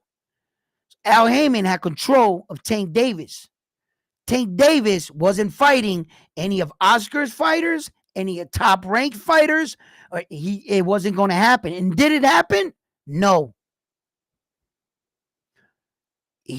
What tough fights you wanted him to fight when his promotional company doesn't fuck with his promotional company and they got the other guy you're claiming you wanted him to fight? fight was never going to happen. That's boxing. That's why the Saudi prince wants to make all the promotional companies one, like the UFC. And if you decide to say, hey, this guy fights that guy, then you can say that. But there's no way you can make Al Heyman fucking fight Oscar De La Hoya's fighter. And that Oscar De La Hoya says, yes, I want him to fight him. It's not going to happen. You're not going to get Ed Hearn to sacrifice his fighters to the PBC so that Tank can look good. That's the world we live in. Hard fights? Tank didn't fight hard fights? What hard fights? Just please name them. Kick them off for me. And I'll give you Tank Davis, and we'll rewind the time, and I'll put you Tank Davis in the most prime part of his career. 135, Teo's still there, Devin Haney's still there, Ryan's still there, Loma's still there, everybody there. We're at that point in time. Prove to me that Tank Davis didn't fight the hard fights. Show me. Teo, Haney, Prime, Loma. None of them, none of those fighters, Tank Davis could fight. Not one, not even Haney. Because of the PBC and Floyd Mayweather. It wasn't going to happen. It's never going to happen. Al Heyman, as a matter of fact, you know so much about boxing, right? You know, as boxing fans, and you know about these names, obviously, and about the people and tough fights he hasn't fought, right? Tell me what Al Heyman looks like. I'll wait. Have you ever seen him? He's a ghost in boxing. Do you know what he looks like? Al Heyman. Excuses are like assholes. Everybody has one. Excuse and reality is a motherfucker, ain't it? Ain't it? Ain't it? Reality is, I fucking Al Heyman, bro. You can't please those dudes, man. Look what they did to Tank Davis's fucking career, bro. I'm in agreement with you, too, that he didn't fight the hard fights and he didn't fight the best of the best when he needed to. And I've been in agreement with that, right? But the truth is, it was never going to happen because of the PBC. And as a matter of fact, name me the last Al Heyman fight that he fought a champion from another stable. I'm right here on this show, Round One Sports Talk, right here. Prove to me that Al Heyman puts together those fights. If he didn't put together the fights, then Tank can't fight him. That's his promotional company. You say excuses? Excuses? How is it an excuse when Tank Davis's hands are tied? He doesn't pick his fights, and he never picked his fights in the beginning of his career. Show me a Tank Davis fight where at the end of the fight, back then, not now, when he was signed with Floyd and PBC, that they, after the fight, they went into, hey, Tank, who do you want to fight next? I don't know. Whoever they pick for me. Whoever they put up next, that's who I'll fight. That's all Tank said. Tank never called out no one. Tank never, you know why? He knew. He didn't have time to explain to the world PBC ain't fucking with no one. Excuses on what? Excuses on what? On who? What PBC fighter, right? Is they turning around? It's not happening, bro. It's not. Yo, as a matter of fact, check this out, right? One of the top companies that the PBC has done business with is Top Rank and Bob Arum. They've been along, Al Heyman and Bob Arum, they've been around for fucking ever together, right? They can't stand each other neither, right? Right? I believe it's been like 36 world championships throughout the years between Top Rank and PBC. No, it might have been more. Might be like we might be in the 40s now. There's been about roughly 38, 40 world title fights between Top Rank and PBC. PBC won 6 of them. It's not even close. Top Rank has dominated the PBCs in the last 30 years in competition. Go look that up. That's not a hidden fact. Anybody can find that out. That's public record. Top Rank has destroyed the PBC in the last 30 years. Every time they put a fight together, Top Rank walks away with the winner. They have better fighters. And it's been proven. PBC they have themselves they got good cards, they got good fighters, they got a winner in Tank Davis. They're just not utilizing them right. And Tank Davis is fucking taking the hit for that. His career, the people that they choose, everything. Tank Davis's reputation is taking a hit for the fights they didn't secure for him. They were his promotional company, not Tank Davis. Tank Davis doesn't put up the money. Al Heyman puts up the money. So it's whatever fight he wants. If Al Heyman didn't put up the money to fight Loma, Tio, Ryan, none of them, then Al Heyman didn't put up the money. You got nobody to blame but Al Heyman. I'm sick and tired of these people looking at the fighter and saying, you should have fought it. Bro, how many times the fighters got to get up on a microphone and say, I don't make those decisions. I'm not putting up the money. I'm not my promotional company. I don't pay for none of this shit. All I do is fight. The people with the business suits and the $1 million in their pockets, they're the ones that got the final say. If they don't like the fight, they're like, we're not putting up the money. What are you going to do? Listen, Devin Haney's fight got bought by Bob Arum for both fighters, like $2.4 million, right? Which means that Devin Haney himself could have bidded on his own fight, a purse bid. He was entitled to bid on his own fight, DHP promotion. He has a promotional tag. Devin Haney could have went to his own fight and bid it, and Devin didn't do that because he ain't putting up his own money. These people are taking a gamble on you. So when you say Tank Davis didn't fight this guy, or didn't do this, or didn't do that, I'm here to tell you that's not necessarily true. That's not true. The people that are putting up the money should have got him these fights. His promotional company should have got him these fights. Tank Davis, I believe, will fight anybody in the world. Oh, he's a fighter. But he didn't have a good team. And it's reflecting on him. I think Tank fought all the fighters he was supposed to fight, and all the fights they got him. I think he's on schedule. I don't legitimately believe that there was a time where Tank was looking at that guy and said, no, I don't want to fight him. I ain't never seen that in my life. The only time I've ever seen Tank, and he already fought him, was Esau Pitbull Cruz. After the fight, he said, nah, I don't want to fight him again. But he already beat him. He has the right to say that. I can see he says, I don't want to fight him again, and he lost to him. Now, he got your number. But how are you winning the fight and you beat the person in the fight, say, I don't want to fight him again, but you're ducking him? This is crazy, man. Some of these things are not the fighter's fault. Now that you got Tank Davis, right?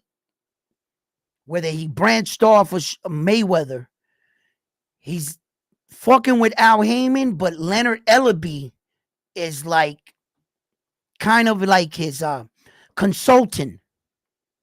Al Heyman is still putting up the money for Tank with Prime. So Prime is basically putting up the money. So now Prime got a 6-fight deal and they picking his fights. But you better believe that the pressure is going to get on Tank as those 6-fight deal that 6-fight deal starts getting smaller. Because Prime's going to say to Tank, we want our money's worth. We're giving you $200 million. In order to give you $200 million is because we bet and we're going to make like fucking $600 million back. Maybe even fucking $1 billion. Who knows how much money they really make, right? But if you're giving them $200 million, you're not going to make $201 million back, right? So this is your investment. So Tank can fuck around with this Lamont Roach fight. After the Lamont Roach fight, what's that? 2 fights in the 6 prime? That means he has 4 fights left. 4 fights. And in those 4 fights, Prime is going to get the Loma fight, the Shakur fight,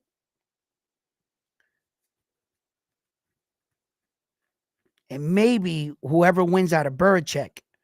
Maybe if he still has his belt by that time. He might not have his belt by that time. He might lose that belt. Whoever has the belt. I know that Keyshawn Davis is fighting Lemos. Keyshawn Davis might sneak in there and fight him. Well, William Cepeda is scheduled to fight him from what I'm hearing behind closed doors. William Cepeda, after that fight, has agreed, or they have like a handshake, what they call a handshake deal, to fight Belichick, William Cepeda. From what I'm hearing, boxing changes all the time, but for me anyway, the thing is that, come on, fight fans. Like, guys, we got to be a little bit more, like,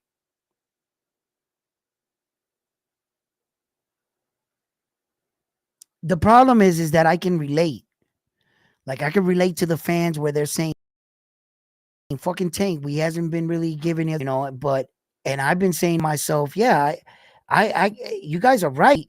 It's fucking bullshit that we never got fucking Tank, Leo, Tio, and all that other shit. But Top Rank and Bob Arum with Tio, that was a tough one. Fucking with Oscar De La Hoya and Golden Boy, they're a tough one. And then who do you got left? Ed Hearn. Most of the fighters that you had to fuck with back then, or the promoters you had to back then, I could probably do this off the top of my head. The boxing promoters back then, who had the best fighters? Golden Boy had Ryan Garcia, which Golden Boy keeps trying to advertise Ryan Garcia as the next best sliced thing since there's sliced bread. And that boy never made no money until he fought Tank Davis. That was Tank Davis's fucking card. And kudos to Ryan for fighting Tank. At least he had the balls to fight Tank. Tank Davis offered him a contract, send it over to Ryan. Ryan took the fight, then retired out of the sport of boxing due to mental illness. Then Ryan Garcia got this stigma that he wasn't serious in boxing, and he kept yelling Tank's name, and Tank was like, yo, I sent you the contract, you accepted, then pulled out of the fight. You're not good business. You're not good money. And then remarkably, he got the Tank fight the second time, because of him advocating for the fight so much. Then Ryan finally got the fight. So, and then you got Tio at the time was with Top Rank. Tio could have got the fight with Tank, but Tio didn't want to get in the ring with him. You see, in a lot of these situations, it's because truly, truly, truly, boxing does not run on a schedule. No, it doesn't. Nah, that's the problem. When you got 2 men and both men are given the option to say no, that's a hard thing to put together, because not every man is eager to fight each other. And when you got one guy like Tio, why didn't Teofimo Lopez ever fight Tank Davis? Why didn't Teofimo Lopez fight Shakur? Why didn't Teofimo Lopez even fight Ryan? Like, there's a lot of fighters there that didn't fight each other. Yeah, Tio and Loma fought, but both those guys thought they had one up on each other, and that's why they actually fought each other. It was it's where is the time where that the fighter himself is saying, "Yo, I'm taking this fight because I don't even know if I'm going to win this fight. In my head, this fight is a 50-50 fight." Where are those days at? Where are those days gone? Where we had those guys coming out that they were real fucking champions. Why is it that most of the fights we're seeing, well, kudos to Demetrius Bivol and Arthur Benavidez finally locking horns, and for David the Monster Benavidez and David Morrell making power moves. Now, those are fights I like in boxing. Kudos to men like that are making moves like that are bringing back again. Because boxing will go like this, like this, like this, like this, and like that. Yeah, it will, you know. But to be honest with you guys, like, some cases are what you're saying they are, but some cases are not so much. And I find it really humorous that, wow, no one escapes boxing. There's not a group of people collectively that can agree on one fighter. No. You got fans and then you got rivals. And they're never going to give Terrence Crawford his props. There's fans that believe Terrence is the best thing since sliced bread, and they don't want to hear anything else. And I get it. I get it. But I don't think any of these guys are like fucking cherry picks, and these are just outrageous titles that they're giving these men. For God's sake, these guys have the balls to lace up the gloves and go to the gym and train every day to get in that ring, to give you guys entertainment and me entertainment. And somehow throughout all of that, he's a duck. I got to give these fighters respect. I don't like some of the situations. I don't like some of the decision making. No, I don't. I think Tank Davis, Floyd fucked up the beginning part of his career. He fought too many fights that weren't important. And now that we want him to fight the important fights, people are really starting to avoid him. And I was just like, wow, that's incredible. That is truly incredible. And then we have the right to say that Tank is what? He's a fighter, bro. He's a fighter. And I hope that Tank Davis gets that right dancing partner that would allow him to showcase that one day. Because I don't believe I've ever seen the best version of Tank Davis in my life. Nah, not yet. Not yet. Not yet. I don't believe it. And as another thing is like,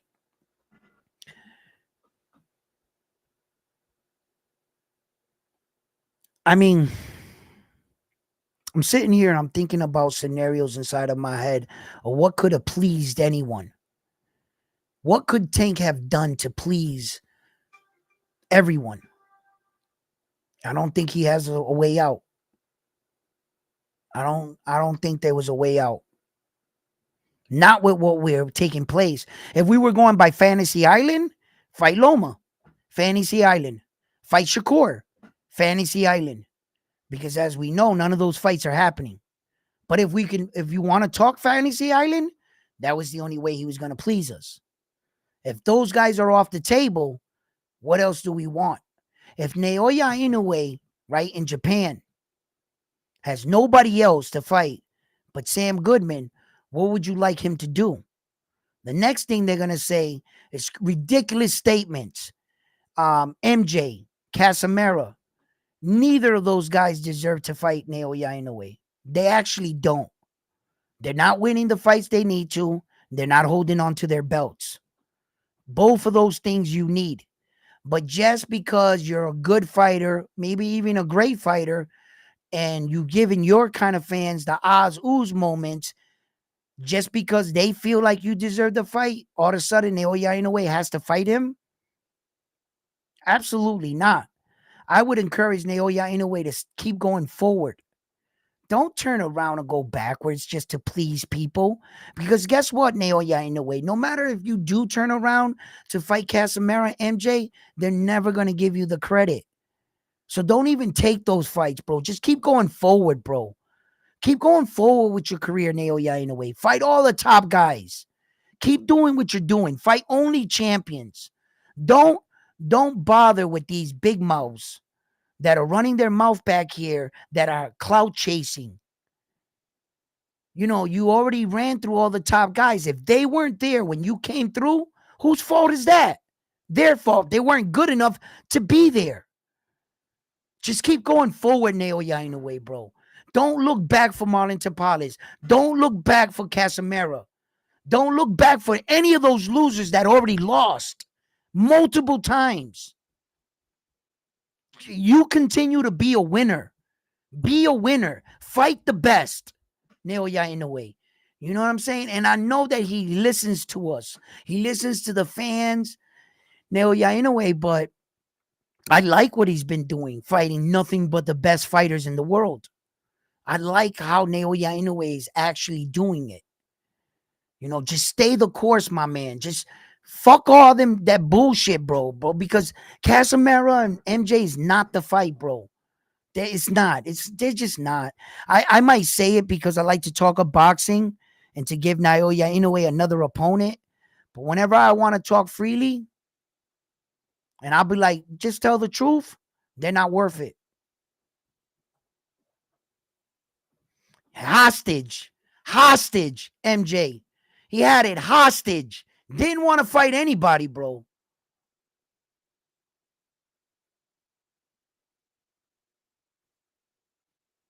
He took that fight with Marlon Tapales because he truly thought he was going to win that fight. Taking long hiatuses, a year layoff. Hostage. Not giving anybody a shot at that title. Hostage. Not a real champion. Come on, man. Fuck that, bro. Naoya Inoue, man, he's doing Naoya Inoue shit. And I got no complaints from the man. There's no way that people are gonna get me to start seeing that he needs to fucking stick around and silence. No, he doesn't. No, he doesn't. He doesn't have anything to prove to these guys. He already beat everybody that was there. If you were good enough, you should have been there. That's all. That's all. You know? And Shakur Stevenson, I hope Shakur Stevenson comes back. You know, he's in the doghouse for me. Yeah. Yeah, I'm upset with him. I think he had lackluster performances. But have I given up on Shakur? No. Have I given up on Loma? No. Those are our top fighters. I like Lomachenko. I like Shakur Stevenson. I like Tank Davis. I like William Cepeda. I would just like to see them fucking fight. That's what I also would like to see. But damn it if Loma doesn't have a fucking obligation to Tank. Damn it if he doesn't. And I gotta tell the truth.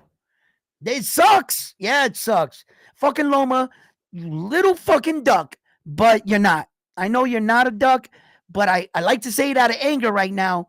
But Loma's not a duck, bro. He doesn't owe Tank anything. That's the truth. That is the fucking truth, man. Although I would love to see the fight, that's the logistic of it. He doesn't owe Tank anything. Neither does Shakur. I wish these champions would be better champions and say, nah, fuck that. I'm going to unify. I'm going to dare to be great and shit all the time. And they went at, they all thought the same way. Then it would kind of give me a mindset that that's what needs to take place. The best fighting the best. But in actuality, that does not have to take place in the real world in boxing. And neither of them are obligated to do that once you're a champion. And that's the truth. I would love to see these fights.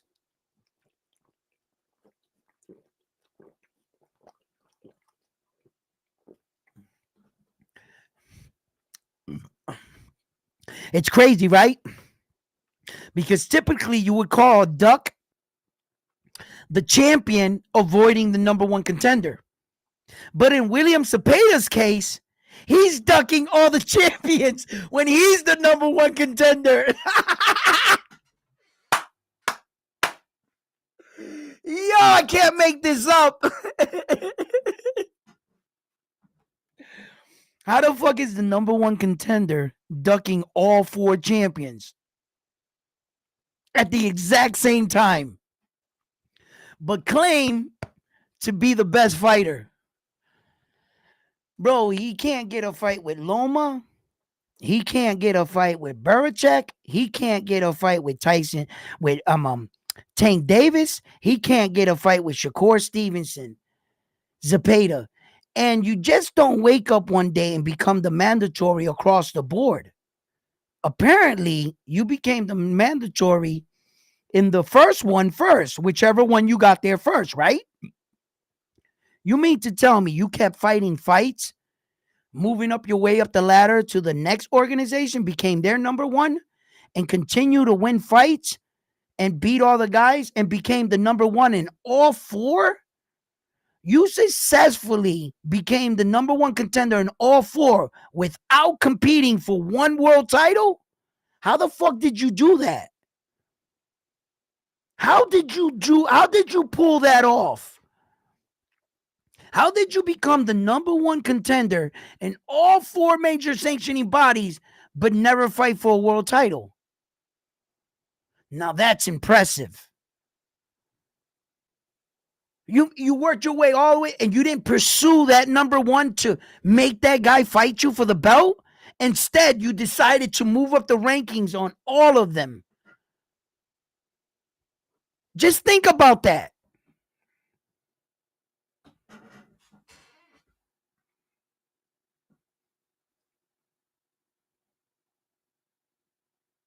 And then it makes these other champions look bad. It makes the Tanks, the Lomas, the Shakurs look bad. When you got William Cepeda saying, I'm the number one for this and that, blah, blah, blah. Yeah, that's what your mouth says, but it's not what your team and your promotional company's doing. You see? So sometimes shit gets iffy, man. Tank dug Loma for 7 years. What could have been happened? Nah, that was a fucking PBC and Floyd. Fucking dickheads. Dickheads, bro. Yo, bro. Here's a topic no one likes to talk about in boxing. I'm not afraid to talk about it because I'm Puerto Rican. I don't care. Racism. Racism exists in boxing, and it exists both ways. Whether it's white against black, Spanish, whatever, right? They didn't like Loma, the PBC. They did not like Loma. You know why? Because of all the favoritism that Loma was getting from Top Rank. In his second professional fight, they gave Loma a world title fight. He lost it. This motherfucker, in his fourth professional fight, they secured him a title fight for Loma, right? He came in boxing late, but what the PBC didn't understand was what Mayweather didn't understand. Mayweather never had a gold medal. He don't know what that's like. I'm sorry when you come into boxing with the bronze, Mr. Mayweather. So apparently you don't know what a gold medal does for you. But Oscar De La Hoya does. He knows. And Top Rank knows. So Lomachenko didn't have one gold medal. He had two. Rightfully so. He deserved that title fight in the second fight of his career. But the PBC took it like there goes another opportunity that boxing is showing racism towards the whiter fighters rather than the brothers. They went and took it that way in this era. I'm talking about all this was going down in that time, which was a few years ago, right? So what happened was Al Heyman wasn't fucking with Top Rank, bro. Bob Arum. It wasn't that Tank couldn't beat Loma. It wasn't that Loma was going to beat Tank. And to duck him for 7 years, they would have to be in the same weight division for 7 years. But they weren't. Remember, when Loma moved up from 130, Tank and them were already at 135. Right? Okay. So and Loma doesn't belong in 130. Loma's a natural 130 pounder. He doesn't belong, in 135. Loma. That division's too big for him. Technically, he shouldn't be boxing 135. The only reason why Loma went to 135 because there were bigger stars, bigger names at 135 than there was in 130. Same reason why Tank Davis left 130 because there wasn't nobody there. All the big names were all at 135. Then at this time, everybody saw so much opportunity that they passed up different fights because they said, Loma, we don't need to fight you because we're about to fight Tio or whatever. Everybody passed up on fights and their fight never materialized. That no one got to fight, basically, no one. Too many egos, too many promotional companies clashing, too many big names wanting more money over the other guy. Did you really think that Loma's father was going to let PBC say Tank Davis was the A side and that Tank should walk off with the lion's share of the money? You really think Loma was going to do that? Or you think Tank was going to tell Loma, hey, you know what, Loma? Why don't you be the A side? That means that both parties, none of them wanted to budge. You never got the fight. So when you're saying Tank ducked Loma, how? How did he duck him? How? In what world? Al Heyman is not going to do that with Top Rank, bro. It's just not going to happen. He's not going to give Al Heyman is not going to give Loma the lion's share. He's not going to make him the A side when you got the A side in Tank. Tank's always been the A side. You think he's going to... Man, listen.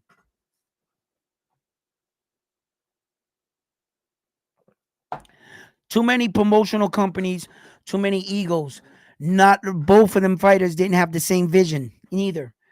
And they're not the guys putting up the money. And when you're not the guy putting up the money, when Loma's not coming out his pocket and Tank ain't coming out his pocket, you're going to have to respect the people that are paying for the fight. The promoters. It's basically what they want. They paying for your flight. They paying for your hotel room. They paying for your food. They paying for your coaches. They paying for your family's tickets. And they're paying for money for you up front. And they're putting a gamble on all of this that they double in their money. That's how companies work. They want to get their money back and then some. I'm not putting up $10 million for you to call all the shots on my money. Where the fuck does that work at? What planet does that work on? That Tank Davis has a promotional company that's paying upwards of $35 million per fight to put it together, to rent out the arena, to pay all the vendors and everybody selling popcorn, and to turn on the lights. They're paying upwards of $35 million where you get to control everything that's going around. Fuck out of here, bro. You ain't putting up no money, Tank Davis. You work for us. You're going to fight who we tell you to fight. And if you look bad, guess what? It's okay. I made money on this. Tank, did you make money? Yeah. Who gives a fuck what they think about you? Belts don't matter, Tank. Remember when they were feeding that to Tank? And then Tank finally came out and said, belts don't matter? Ask him now if belts matter. Ask Tank if he wants the belts now. You're fucking right, he does. Yeah, he wants legacy. Now Tank wants to fight these fights, and guess what? Now they don't want to fight him. And it's an ugly business sometimes. Boxing, it's so confusing. It's an ugly bit. It can give you the wrong impression. It can paint you the wrong picture. And the whole time you're like, yo, this is all Tank's fault. This is not even 10% Tank's fault. He doesn't call shots. He can act like he's a shot caller. He doesn't call, he's not Devin Haney DHP.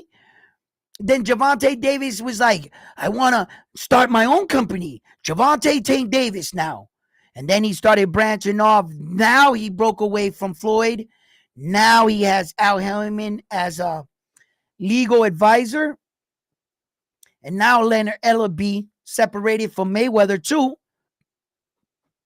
Now Tank's trying to turn it around. Now Tank is trying to go after those fights. They don't want it with him. He put himself in a bad situation. I don't think he knew this was going to happen. I don't think he knew that the PBC was going to do this to him. I don't think he knew that Floyd Mayweather didn't have no intentions of working with any promotional company, and he was going to drag Tank along and just make a couple dollars off him. I didn't think Tank knew that. I think Tank put his trust in Floyd Mayweather, and he fucked him, bro. No P. Diddy. He screwed Tank over, man. He never got Tank the fights he really wanted. And Tank just did the fighting. Floyd said, let me do the promoting. You do the fighting. Don't worry about the fights. I'll get you the names. You knock them down. That's all you got to worry about, kid. Until Tank woke up one day and was like, wait a minute. Everybody's calling me a duck. Everybody's saying that I didn't fight the toughest, hardest fights. And Floyd's like, calm down. Don't worry. No, you ain't getting me the fights, Floyd. You never got me the fights. Look what everybody's saying about me. And all I did was keep fighting like you said so. And now look at the situation I'm in. Tank wanted out. That's what happened.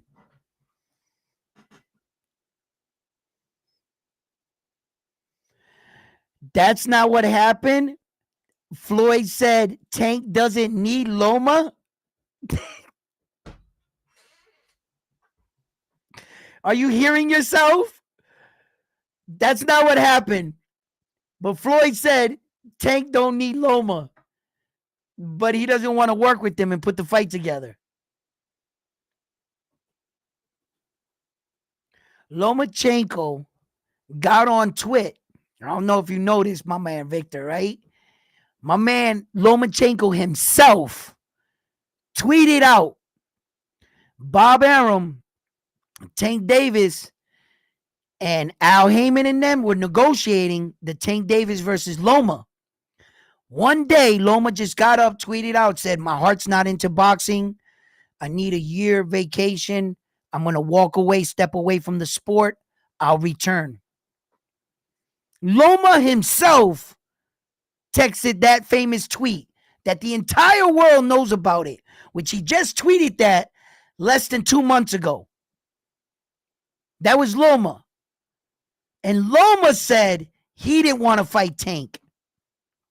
Publicly, he said it. So there's no debate. There's no guessing. That came out of Loma's mouth. I don't have to guess. If Loma himself is saying it, what the fuck am I questioning him for?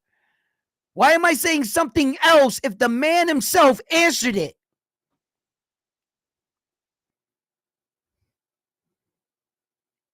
Loma was the one that backed away from the Tank fight. Not this time. This time right here. Back then, Floyd said, Tank don't need Loma. Back then. Why? Tank didn't want to work with top Bob Arum. Floyd Mayweather. Why doesn't Floyd Mayweather want to work with Bob Arum? Isn't Bob Arum the one that was pimping out Floyd for a little bit of peanuts of money? Didn't Floyd have to pay him $750,000 to get out of his contract with Bob Arum because Floyd Mayweather was fed up with Bob Arum? Bob Arum tried everything throughout the course of the year to stick it to Floyd Mayweather. You think Floyd Mayweather didn't remember none of that? You don't think that Floyd Mayweather remembers all the time Bob Arum stiffed him for money and had him say signed that contract with HBO, like a 12-fight deal. All the shady business and all the money Bob Arum cost Mayweather, that Mayweather had to split from Top Rank. You mean to tell me that when the shoe was on the other foot, Mayweather was just going to sign up to do business with Top Rank and Loma? Because Loma signed to Bob Arum. You got to do business with Bob Arum. Fuck out of here, bro. He was never going to do business with Loma and fucking Bob Arum. Floyd Mayweather was just going to make up every excuse in the world to avoid him. Because the bottom line, he wasn't going to put no money in Top Rank's pocket. He didn't need Loma. That's not ducking. That's just business. We don't want to do business with you. And it just so happens Loma's in your stable. Had Loma been like an Oscar De La Hoya fighter or even an Ed Hearn fighter, Tank and him probably would have fought by now already. I guarantee it. You really think for all the shit Bob Arum did to Floyd, cost him in his career the millions of dollars, Floyd was just going to come do business with him? Here you go, Bob Arum. Yep, I'm going to feed you my guy, Tank Davis, so that your guy can make money. Fuck out of here, bro. It's more than the fighters, guys. It's more than the fighters. These promoters, fucking, they don't like each other, bro. They got history, man. They did a lot of bad shit to each other. Look what Oscar De La Hoya just did to Devin Haney and Bill Haney. Boy, did he screw Bill Haney out of a lot of money. But that's Bill Haney's fault. Whose fault is that? Bill Haney's fault. Fucking Bill Haney signs a contract for the net gross. Oscar De La Hoya paid him accordingly to the net gross, not the gross of the fight. He got him for millions, bro. That's like a rookie mistake to do in a promotional thing. And that's why I say it makes look Loma bad. It makes look Tank look bad. But do you really think, in my mind, that Lomachenko's scared of Tank Davis? Yeah, right. Yeah, right. I dare Tank Davis to try to smack Loma in a street or public. We'll see what happens. Loma will fucking grab Tank by his neck and fucking drag him down. There'll be a fucking street fight right then and there. I don't know who's going to win, right? But I guarantee you, Loma ain't going nowhere. They're two killers, both of them. You think they're scared to fight each other? That's not the problem. That is not the problem. The problem is in the management, the promoters, these people. That's the problem sometimes. You know? And it's true. Loma's not scared of Tank, bro. Hell no. I don't believe that for a fucking second. Tank's definitely not scared of Loma. I don't think Shakur Stevenson's scared of Tank or Loma. None of them shit. None of that shit. I think a lot of politics sometimes take it out. And then there's some occasions where styles make fights. And I do agree that he doesn't want to fight him. You know, like Sam Goodman. I still don't think he wants to fight Naoya Inoue. I think that guy's shaking somewhere. He's scared to death of him. I saw it in his eyes. I was like, he doesn't want it. You know? But yeah, fight fans, listen, guys, that's what I got for you tonight. Don't look, the frustration comes from, yes, us wanting to see these fights. But always, some of these fighters don't have the say-so and don't have the power. Some fighters are not Naoya Inoue where they can call their shots or Saul Canelo Alvarez. That legitimately, those kind of fighters can call their next fighter sometimes, right? But for the rest of us that live in a world where your boxing promoter calls the shots and they put up all the money, more or less, you're going to have to do what they say or get the fights they get you. That's why a lot of fighters say, I don't really have control in this. Whatever name they give me or whoever next, when at the end of every fight, sometimes the guy will go, who do you want next? Whoever my promoter puts in front of me. Because the fighter's trying to tell you in a nice way, to tell you the truth, we never have the say to who we fight. We just get a phone call with a name. Yo, bring, yeah, this guy's next. You want him? Yeah, I'll take it. I'll take the fight. That's how it goes for us. We never really get to be like, yo, I want to fight this, make the fight happen. How big are you in the sport?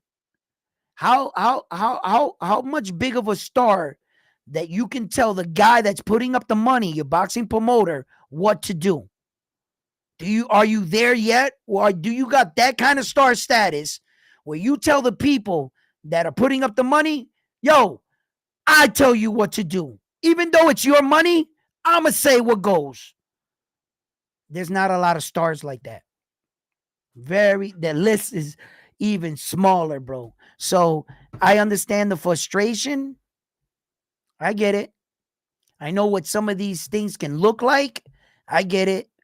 I get it. I get it. But sometimes things are what they are. They are what they are. And some of these boxers put themselves in these situations that, unfortunately, they did this to themselves. Tank, all this criticism that you're getting that I'm trying to help you out with, you deserve it. You deserve everything that everybody's saying towards you and then some, for allowing them to manage you the way they did. And for you not waking up early enough to figure it out. Then when you wanted to fight the gimme fights, it was like at the height of your career. You're going on 30. You got 2 belts, 2 divisions. We expected a lot from you. So when they're giving you all this shit, I understand why, but I also understand the truth. And I get it. I get it. Some of these things are not some of these guys' fault. It would blind me so bad about the Tank situation, but for one of the first times in boxing, the situation was laid out so out in the open that I really didn't think nobody could have criticized them. If you can criticize Tank Davis in this situation, there isn't a boxer in the world that has a chance. I'm starting to realize that. There isn't a boxer in the world that can survive criticism. Anybody can turn it around any different way. I mean, I've never seen a situation where it was played out so vividly like this for Tank. I was like, oh, they can't say nothing now. They can't say he ducking this dude or cherry picking this guy when Lamont Roach was the only person that was qualified for the fight. And look what they're doing. I was like, God damn, bro. Nobody can be able to hide. If that does, I was like, wow, that's crazy. I haven't seen a situation play out that open so much in a long fucking time.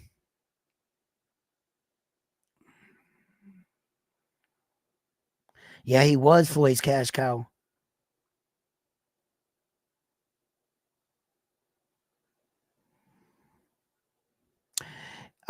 It was his cash cow.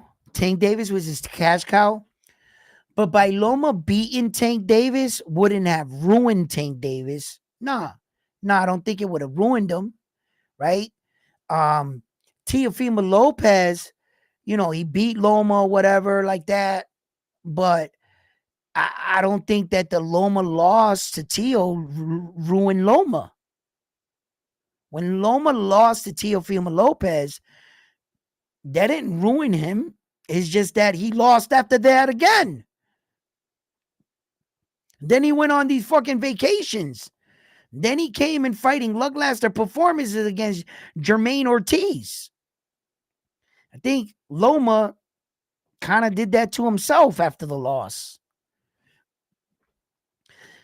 I think that when you have a cash cow, Floyd Mayweather looks at it the other way in his boxing career. When Floyd Mayweather was that type of fighter that he wanted to be the superstar, he realized in Floyd Mayweather's career that you had to fight the best. Floyd went and fought Oscar for less money, but he knew if he walked away with that fight with the victory, it would catapult him. If Floyd could have guaranteed him a fight with Tank, Tank beats Loma, his career would have catapulted. And I think he would have fought Loma if Loma kept them belts against Tio. The minute that Loma lost the belts, he lost his value. Yeah. And now you were just fighting Loma for his name. He had no more value once he lost to Tio. And Floyd couldn't do nothing with Loma. Loma was saying now he wanted the Tank fight when he didn't have nothing. In actuality, he needed Tank to help his career. And Floyd wasn't going to give him that. That's what really happened. Anyway, fight fans, love you guys. Love yourselves. Victor, you've been amazing.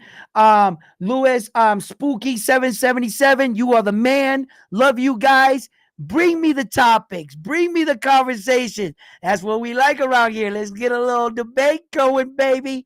Never personal. Always talk boxing. What you said was 100% right. Everything I said was 100% right because we are entitled to our opinions. And I'm not going to hold you or judge you or think anything wrong because your opinion doesn't match mine. No, I value you guys' opinion and I value you guys' what you guys got to say. Victor, thank you for everything that you've said. Thank you for sharing on this channel. Thank you for participating. Yo, no one, it doesn't mean that I'm always right or you can have to agree with my thing, but I'm just trying to say that some of us agree with each other, like Loma does suck, Carl Dean said, and some of us don't think he sucks. You know what I'm saying? You know what I mean? But that's boxing for you. But I truly believe if we keep pushing and calling our top guys in all the weight divisions, ducks, cherry picks, if godly, if the best are getting this, who's after the best? What message are we sending? We can freely say that the best fighters in the world ain't shit. Who's over them? Love you guys, love yourselves, and be safe tonight. I'm on to the next one after this one here at Round One.